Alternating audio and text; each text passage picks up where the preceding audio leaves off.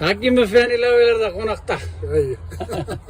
Efendi abi, garmamşı dostu bir reis aytadi. Sen motor yırlaysın bitinde, mana Ufa oramında. Yapay turgan yaşakta, hazır ortaytıldı. Bari yırta, yaşartabız indi. Bundan motor yırlar garmında, garmın tiragi gittin sen bile. Yaşın bulmazsan garmın oynamay turgan, evet. Nindi yırlarını bilesin ya. Mana, yani lavi. Her yırla tabız indi. Kubesine sularını turgan. İşkence şeririz. Neydi? Efendi öyle yurt kursaytıp tarafın lavi. Aha. Sarı parası birden ustada. Kadar biri.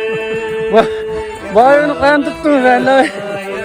Urmanda yeri değil. Kana buradan kan akşam itu. İsmeyendir mi?